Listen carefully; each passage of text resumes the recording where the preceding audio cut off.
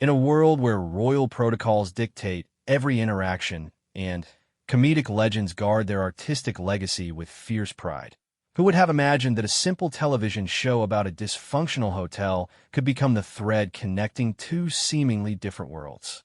Picture this: a future king of England, known for his diplomatic composure and charitable endeavors, finding common ground with one of Britain's most irreverent comedic minds through the universal language of laughter shared by his children. This isn't just another story about celebrity encounters or royal meet and greets. This is about the magical moment when barriers dissolve, when titles become irrelevant, and when the pure joy of family entertainment creates an unexpected bond. When Prince William approached John Cleese with news that would make any performer's heart swell with pride, neither man could have predicted how this brief exchange would remind the world that beneath crowns and comedy genius lies something beautifully human: the desire to bring joy to the people we love most. What happened next wasn't just heartwarming. It was a testament to the enduring power of genuine entertainment to touch lives across generations, social boundaries, and even royal protocols. This is the story of how a prince's children fell in love with a comedic masterpiece, and how their father's simple act of sharing that joy created a moment that would resonate far beyond a chance meeting. The evening air in London carried the familiar mixture of anticipation and sophistication that only comes with high-profile charity events. The grand venue buzzed with the kind of energy that happens when entertainment royalty mingles with actual royalty, all gathered for a cause greater than themselves. Crystal chandeliers cast warm light over elegantly dressed attendees, their conversations creating a gentle hum that filled the ornate ballroom. Prince William moved through the crowd with the practiced ease of someone born into public life. Yet there was something different about his demeanor tonight. Those who knew him well could detect a subtle excitement beneath his usual composed exterior. He had been looking forward to this particular event not just for its charitable purpose, but for the opportunity it presented, a chance encounter he had been hoping would arise naturally. The charity gala was one of many that filled the royal calendar, but this one held special significance. It brought together figures from across British culture, from acclaimed actors and musicians to writers and comedians who had shaped the nation's entertainment landscape for decades. Among the attendees was John Cleese, the towering figure of British comedy whose contributions to television and film had left an indelible mark on multiple generations. Cleese stood near the bar, his distinctive height making him easily recognizable even in a crowd of notable personalities. At 79 years old, he carried himself with the same sharp wit and commanding presence that had made him a household name. His involvement in tonight's charity reflected his ongoing commitment to causes close to his heart, though few in attendance realized they were about to witness a moment that would add another layer to his already rich legacy. The prince had grown up in an era where Fawlty Towers was not just a television show, but a cultural phenomenon.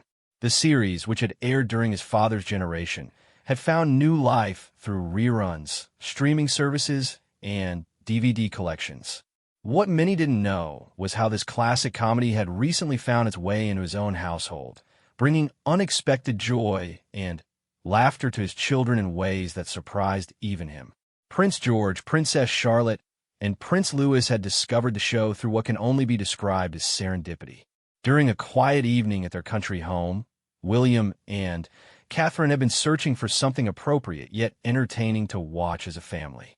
The streaming service had suggested Fawlty Towers, and despite some initial hesitation about whether the humor would translate to their young children, they decided to give it a try. The reaction was immediate and delightful. The physical comedy, the exaggerated characters, and the perfectly timed misunderstandings that made Basil Fawlty's hotel such a disaster proved to be comedy gold for the young royals. Prince George, in particular, found himself captivated by the show's blend of sophisticated wordplay and slapstick humor. His laughter during Basil's famous "Don't Mention the War" scene had filled the room with such infectious joy that even the adults found themselves laughing not just at the show, but at his pure delight. Princess Charlotte had developed a particular fondness for the character of Polly, appreciating her quick thinking and ability to manage chaos. The young princess had even begun imitating some of Polly's mannerisms, much to her parents' amusement. Prince Louis, though perhaps too young to fully grasp all the nuances, was enchanted by the physical comedy and the expressive reactions of the characters. What struck William most was how the show had become a bonding experience for his family. In an age where children are often absorbed in individual devices and entertainment, Fawlty Towers had managed to capture all their attention simultaneously. Evening after evening, they would gather to watch episodes, with each viewing revealing new layers of humor that the children were beginning to understand and appreciate. The educational value wasn't lost on William either. Through the show's clever writing, his children were exposed to wordplay, timing, and the art of storytelling in ways that formal education couldn't quite replicate. They began to understand the mechanics of humor, the importance of character development, and even picked up on some of the more subtle British cultural references that peppered the dialogue. As the charity event continued around him, William found himself reflecting on these family moments. The simple pleasure of watching his children discover something that had brought joy to countless families over the decades felt like a gift. In their busy lives, filled with protocols, obligations, and the constant awareness of their public roles, these quiet evenings watching Fawlty Towers had become precious escapes into pure entertainment. The opportunity to share this with John Cleese himself felt like closing a beautiful circle. Here was a chance to let the creator know that his work was continuing to fulfill its original purpose, bringing laughter and joy to families, even ones as unique as theirs. William understood the power of this kind of feedback for any artist, but especially for someone who had devoted their career to the pursuit of making people laugh. The evening's formal program was proceeding smoothly, with speeches about the charity's important work and recognition of the various contributors and supporters. But William found himself increasingly aware of Cleese's presence in the room, timing his movements to create what would appear to be a natural opportunity for conversation. As he navigated through clusters of guests, exchanging pleasantries, and discussing the evening's cause, William carried with him the anticipation of sharing something genuinely personal. This wasn't about royal protocol or diplomatic necessity. This was about one parent wanting to tell another person how their work had brought happiness to his children. The simplicity of that motivation, in contrast to the complexity of most royal interactions, felt refreshing and authentic. The venue continued to buzz with activity as guests moved between the silent auction displays, the cocktail areas, and the main presentation space. Photographers captured moments of connection between notable figures, but they couldn't capture the quiet anticipation building in one particular royal guest who was preparing to make an evening memorable for reasons that had nothing to do with charity donations or public recognition. The stage was set for an encounter that would remind everyone present that beneath the titles, accomplishments, and public personas, the most meaningful connections often happen when we share the simple joy of what makes us and our loved ones laugh. The formal elements of the evening would continue, but the most heartwarming moment was still to come, waiting in the natural flow of conversation between a prince who had something wonderful to share and a comedy legend who was about to receive one of the most touching compliments of his career. The moment arrived with the kind of natural timing that seems orchestrated by fate itself. Prince William had been engaged in conversation with a group of philanthropists near the auction display when he noticed John Cleese stepping away from his own circle of admirers. The comedy legend moved toward a quieter corner of the venue, perhaps seeking a brief respite from the constant social engagement that such events demanded. William excused himself politely from his conversation, his years of diplomatic training allowing him to transition smoothly without appearing abrupt or dismissive. He moved through the crowd with purpose, but without haste, understanding that the approach itself needed to feel organic rather than calculated. The last thing he wanted was for this encounter to feel forced or performative. As he drew closer, William could see that Cleese was momentarily alone, looking out at the gathering with the observational eye that had served him so well throughout his career. There is something almost studious in the way the comedian watched the interactions around him, as if he was still, after all these years, gathering material from the human comedy playing out before him. The prince took a breath, feeling an unusual flutter of nervousness that had nothing to do with royal protocol and everything to do with genuine enthusiasm. This wasn't a diplomatic encounter or a ceremonial meeting. This was personal, and that made it both more meaningful and more vulnerable. He was about to share something that mattered to his family, and the reception was entirely uncertain.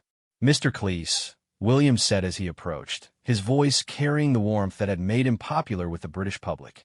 "I hope you don't mind the interruption, but I wanted to tell you something that I think might make you smile." John Cleese turned, his expression immediately brightening with recognition and curiosity. At his age, and with his experience, he had encountered countless people who wanted to share their appreciation for his work, but there was something in the prince's tone that suggested this would be different from the usual fan encounter. "Your Royal Highness," Cleese replied with a slight bow that managed to be respectful without being overly formal. His naturally theatrical voice carried notes of both deference and genuine interest. "Please, by all means. I'm always curious about what might make me smile, especially coming from you." William's face lit up with the kind of authentic enthusiasm that photographers rarely captured in formal portraits. "It's about my children, actually. George, Charlotte, and Louis have recently discovered Fawlty Towers, and I have to tell you, they are absolutely obsessed with it." The change in Cleese's expression was immediate and profound. His eyebrows rose in surprise, and a smile began to form that seemed to come from somewhere deep within. For someone who had spent decades in the entertainment industry, where compliments could often feel routine or calculated, hearing that children were discovering and loving his work carried special weight. "Obsessed, you say?" Cleese asked, his voice taking on the engaged tone of someone who had just heard something unexpectedly delightful. "That's quite something. The show is, well, it's not exactly contemporary children's programming." William laughed, a sound that drew the attention of nearby guests who rarely heard such genuine mirth from the usually composed royal. "That's exactly what makes it so wonderful. They don't see it as old or outdated. They just see brilliant comedy." George has been walking around the house imitating Basil's outraged expressions, and Charlotte keeps quoting Polly's lines. Even Louis, who's still quite young, dissolves into giggles during the physical comedy sequences. The conversation was beginning to attract subtle attention from other guests, though both men seemed to be falling naturally into a bubble of shared enthusiasm that made the surrounding event feel secondary. Cleese's posture had shifted from polite social engagement to genuine fascination, and William's usual royal composure had given way to the animated storytelling of an excited parent. "You know," Cleese said, leaning slightly closer as if sharing a confidence, "when we were creating that show, we never really thought about its longevity. We were just trying to make each other laugh and hopefully create something that would entertain people for a while. To hear that it's still working its magic on a new generation, especially one as young as yours, is incredibly gratifying." William nodded enthusiastically. The amazing thing is how they've each connected with different aspects of it. George loves the wordplay and the timing of the jokes. He started paying attention to how comedy works, how a pause can make something funnier, or how building up to a punchline makes it more effective. Charlotte appreciates the characters and their relationships. She's begun to understand that comedy often comes from people being very different from each other and how they handle those differences. The prince paused, his expression becoming more thoughtful. "What's really struck me is how the show has become this shared experience for our family. In a world where everyone often watches different things on their own devices, Fawlty Towers has managed to capture all of our attention at the same time. We've been having these wonderful evenings where we all gather to watch episodes together." Cleese's smile had grown progressively warmer throughout this conversation. "That means more to me than you might realize," he said, his voice carrying a sincerity that those who knew him only through his public persona might find surprising. "Comedy has always been about connection, about shared experiences and shared laughter. When families can come together and laugh at the same things. That's when entertainment serves its highest purpose. The interaction was becoming increasingly animated as both men discovered how much they were enjoying this unexpected conversation. Other guests had begun to notice the prince, and the comedy legend engaged in what was clearly a delightful exchange. But the two seemed oblivious to the growing attention their conversation was generating. "I have to ask," William continued, "when you were writing those scenes, the ones that have my children in stitches, did you have any idea they would work so well for such a young audience? Some of the humor is quite sophisticated, but somehow it translates perfectly for them." Cleese considered this question with the seriousness of someone who had spent considerable time thinking about the mechanics of comedy. "I think good comedy works on multiple levels simultaneously. Children can appreciate the physical elements, the exaggerated reactions, the obvious conflicts between characters. But there are layers underneath that they might not consciously understand but still respond to. The rhythm, the building tension, the way characters reveal themselves through their responses to stress." He paused, his expression becoming more animated as he warmed to the subject. "Basil Fawlty is essentially a child himself, in many ways. He throws tantrums. He refuses to accept reality when it doesn't match his expectations, and he has this wonderful ability to make situations worse through his own stubbornness. Children recognize that behavior because they see it in themselves and their peers." William's laugh was delighted. "That's exactly it. George watches Basil's meltdowns, and I can see him recognizing the emotion even if he doesn't quite understand the adult context. And Charlotte seems to identify with Polly's role as the competent one trying to manage the chaos. She started using some of Polly's more diplomatic phrases when she's trying to mediate between her brothers." The conversation was developing a momentum of its own, with each revelation prompting new questions and observations. Cleese had shifted into what those who knew him recognized as his teaching mode, the same enthusiasm that had made him an effective speaker and educator beyond his comedy career. William, meanwhile, was displaying the genuine curiosity and engagement that had made him effective in his charitable work and public engagements. Other guests had begun to drift closer to their conversation, drawn by the obvious pleasure both men were taking in their discussion. Yet neither seemed to notice or care about the growing audience for their exchange. They had found a topic that transcended their respective roles and titles, connecting them through the universal experience of recognizing how entertainment can bring families together and create lasting memories. As their conversation deepened, something beautiful began to unfold between the prince and the comedy legend. What had started as a simple sharing of appreciation was evolving into a profound discussion about the nature of entertainment, family bonding, and the unexpected ways that art can bridge generations. The formal charity event continued around them, but their corner of the room had become its own intimate theater of connection. "You know what really amazes me," William continued, his enthusiasm building as he spoke, "is how the show has given my children a new vocabulary for dealing with frustration and confusion. When something goes wrong around the house, George will sometimes throw his hands up and exclaim, 'Fawlty Towers!' It's become our family code for when situations get delightfully chaotic." Cleese's laughter at this revelation was rich and genuine, the kind of deep amusement that comes from hearing your work has taken on life in ways you never imagined. "That's absolutely wonderful. To think that Basil's neuroses have become a shorthand for your family's experiences with life's little disasters is more than I could have hoped for when we were writing those scripts." The conversation took on an increasingly personal tone as William shared more specific moments from their family viewing sessions. He described how Charlotte had been particularly taken with the episode where Polly manages to salvage a dinner service despite Basil's increasingly frantic interference.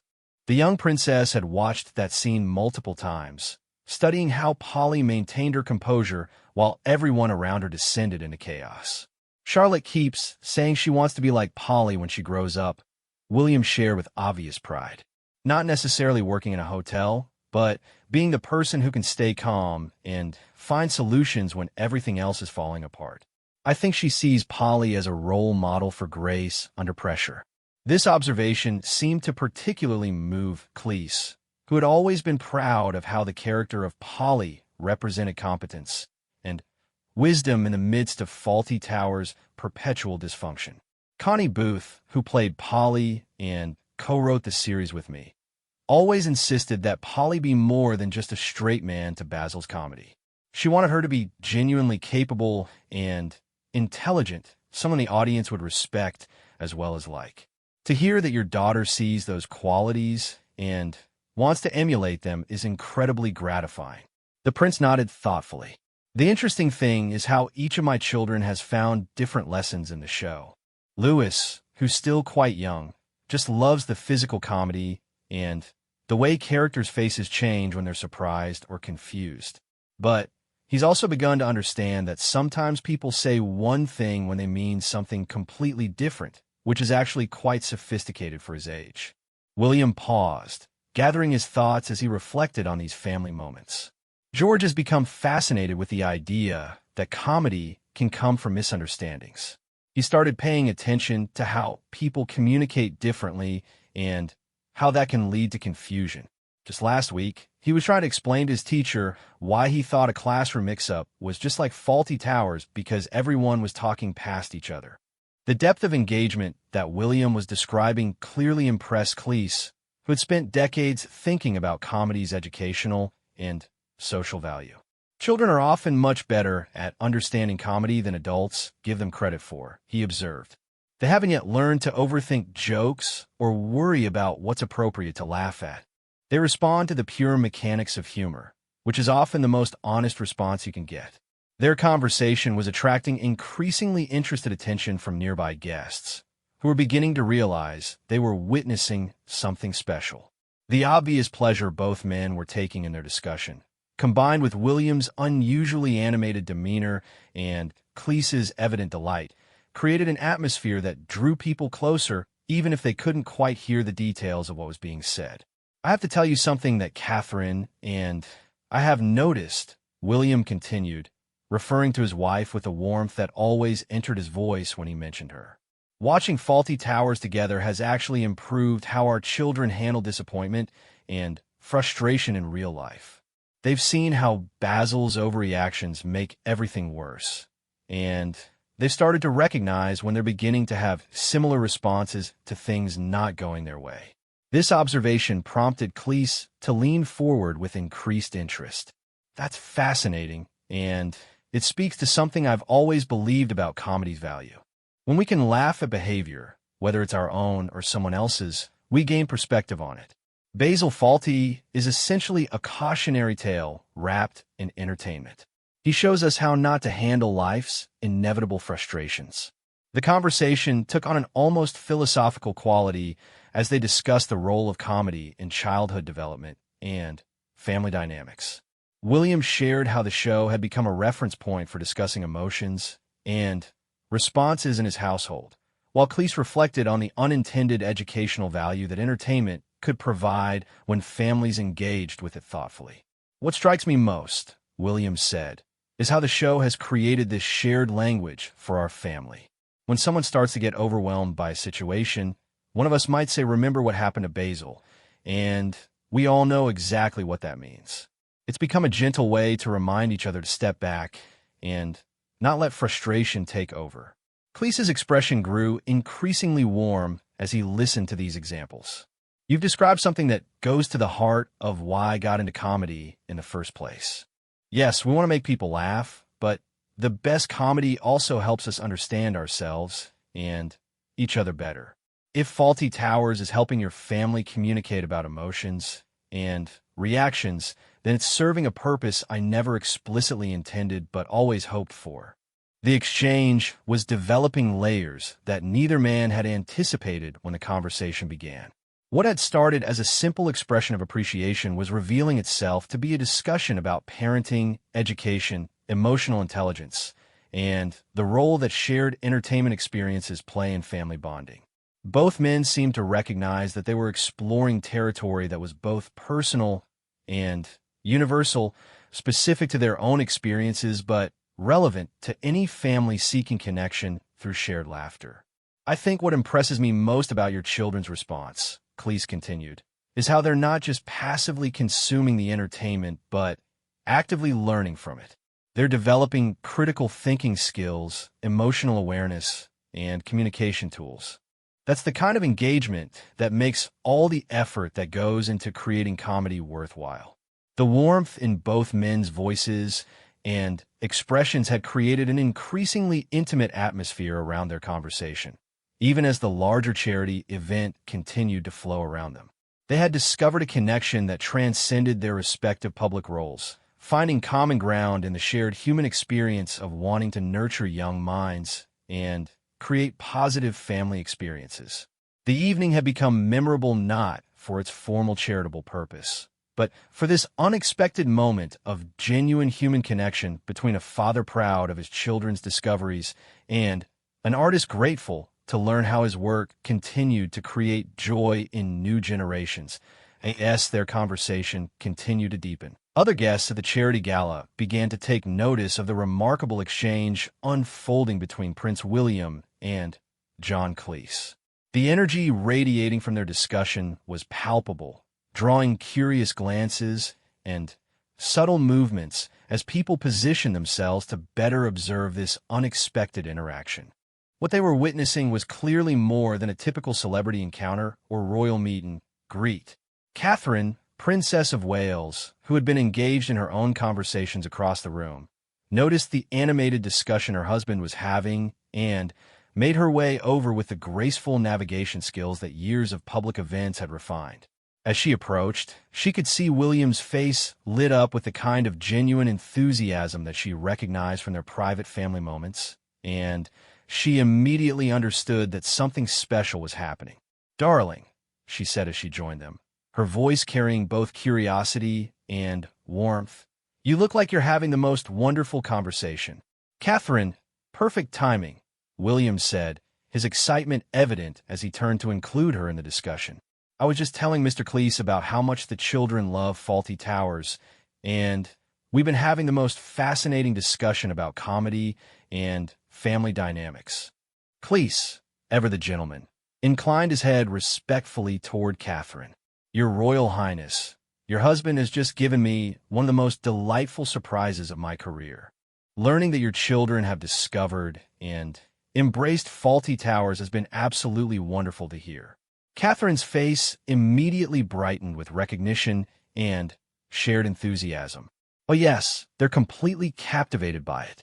I have to admit, I was initially concerned about whether it would be appropriate for them, but their reactions have been so pure and joyful that any worries quickly disappeared. They've learned more about timing, character development, and even conflict resolution from that show than from many things specifically designed for children." The inclusion of Catherine in the conversation added another dimension to the discussion, as she brought her own observations about their children's responses to the show. She described how Charlotte had begun incorporating some of Polly's diplomatic language into her interactions with her brothers, and how George had started noticing comedic timing in other shows and even in real-life situations. "What's particularly interesting," Catherine continued, "is how they've begun to understand that comedy often comes from characters being very different from each other. They've started recognizing those dynamics in their own relationships and even in the interactions they observe around them. It's been quite educational in ways I never expected."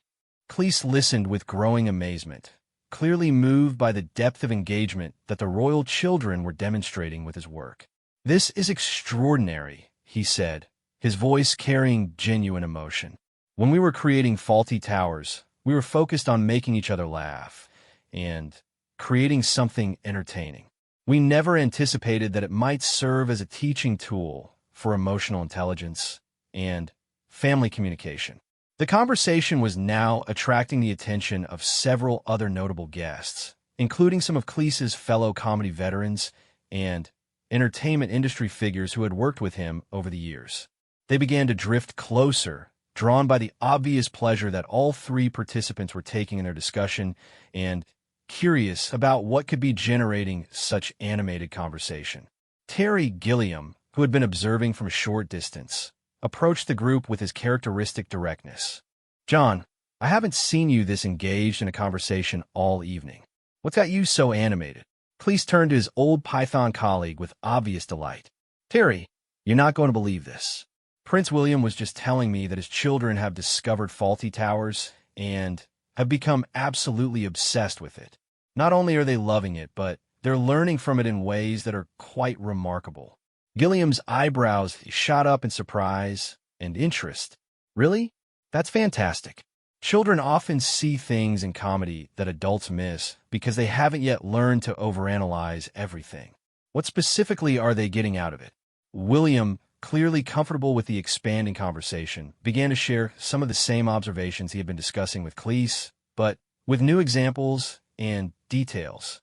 The group that had formed around them was becoming increasingly engaged, with each person contributing their own thoughts about comedy's role in education and family bonding. What emerged from this expanding discussion was a fascinating exploration of how entertainment content moves across generations and how different audiences can find different values in the same material. The royal family's experience with Fawlty Towers was providing a case study in how classic comedy could remain relevant and even educational for contemporary children. Michael Palin, who had also joined the growing circle, observed, "It's wonderful to hear that quality comedy is still finding its audience among young people. In an age of rapid-fire digital entertainment, there's something remarkable about children being captivated by the more deliberate pacing and character development of classic television." Catherine nodded thoughtfully. "That's exactly what we've noticed. The children have had to adjust to a different rhythm of entertainment, and in doing so, they've developed longer attention spans and a greater appreciation for setup and payoff in storytelling. They've learned to anticipate jokes and appreciate the craft involved in creating comedic situations." The conversation had evolved into a mini symposium on comedy, education, and family entertainment, with each participant bringing their own expertise and perspective to the discussion. What had started as William's simple desire to share his children's joy with John Cleese had blossomed into a rich exploration of entertainment's role in child development and family bonding. Several other guests had begun to listen in on the conversation, creating an impromptu audience for this unexpected discussion. The energy was infectious, with people sharing their own experiences of discovering comedy with their children or remembering how certain shows had shaped their own understanding of humor and human nature. "You know," Cleese said, addressing the growing group, "this conversation is reminding me why I fell in love with comedy in the first place. It's not just about making people laugh. It's about helping them see themselves and their world from new perspectives. When children can watch Basil Fawlty's struggles and learn something about managing their own frustrations, that's comedy serving its highest purpose." The discussion continued to attract more participants, each bringing their own insights about entertainment, education, and the ways that shared viewing experiences can strengthen family bonds. The charity gala, while still proceeding with its formal program, had gained an unexpected focal point in this passionate discussion about the enduring value of quality comedy. What had begun as a simple expression of appreciation had transformed into something much larger, a celebration of how entertainment can transcend its original context and continue to provide value and joy across decades and generations. The ripple effects of this conversation were spreading throughout the event, creating new connections and discussions among guests who were inspired by the obvious pleasure that Prince William, John Cleese, and Catherine were taking in sharing this unexpected common ground. The evening was becoming memorable not just for its charitable purpose, but for this spontaneous demonstration of how art can create unexpected bridges between people from very different worlds, united by the universal desire to bring joy and learning to the children they care about. As the evening progressed, and the formal elements of the charity gala drew to a close, the impact of the remarkable conversation between Prince William and John Cleese continued to reverberate throughout the venue. What had started as a personal sharing between a father and an entertainer had evolved into something much more significant, touching everyone who had witnessed or participated in the discussion. The immediate effect was visible in the transformed energy of both men. Cleese, who had arrived at the event in good spirits, but perhaps feeling the weight of his 79 years, now moved through the remaining social interactions with renewed vigor and obvious delight. The knowledge that his work was continuing to bring joy to new generations, and specifically to children who were discovering layers of meaning in his comedy, had clearly energized him in a profound way.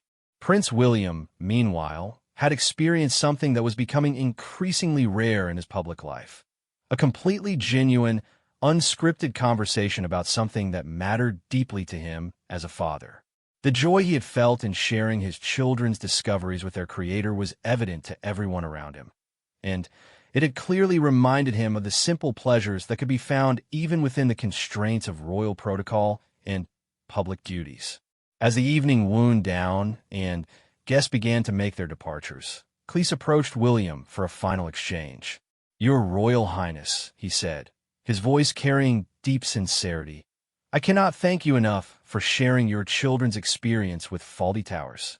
At my age, and after decades in this business, I thought I had heard every possible reaction to my work.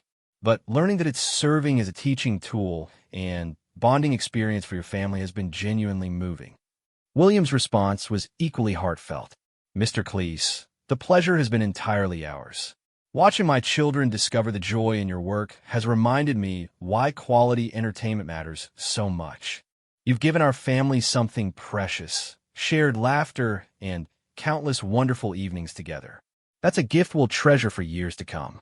The two men shook hands warmly, both understanding that they had shared something special that transcended their respective public roles. As they parted, there was a sense that this encounter would resonate far beyond the walls of the charity venue. In the days that followed, the story of their conversation began to spread through both royal circles and entertainment industry networks. While the specific details remained private, the essence of the exchange, a comedian learning that his work was bringing joy to a new generation, and a father expressing gratitude for entertainment that was enriching his family's life, struck a chord with many people who heard about it.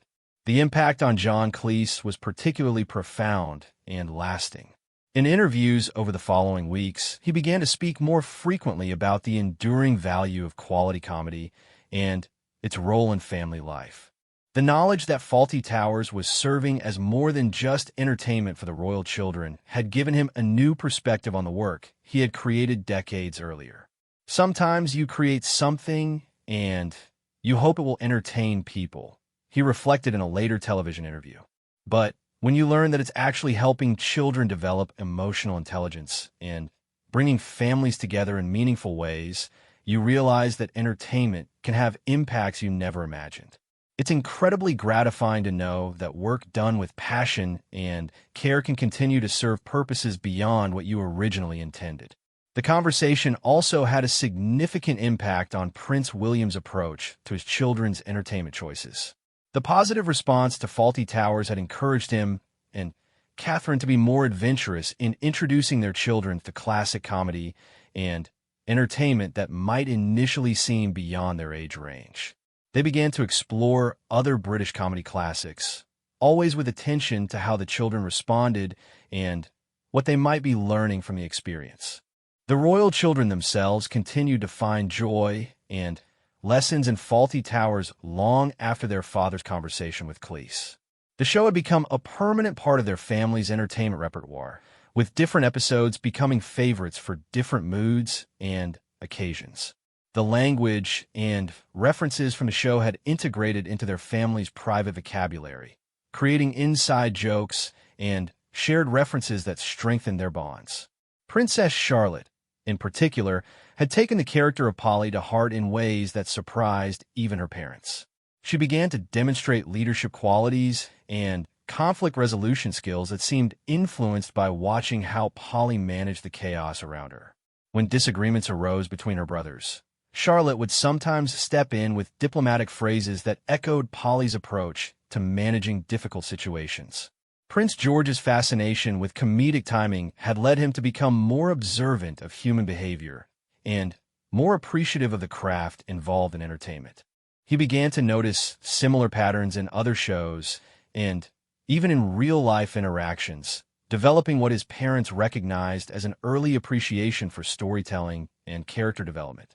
Even young Prince Louis, despite his age, had developed a sophisticated understanding of physical comedy and emotional expression that seemed advanced for his years.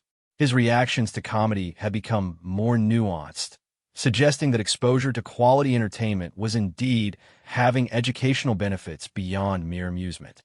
The story of the encounter between Prince William and John Cleese also resonated with families around the world who heard about it through media coverage of the charity event.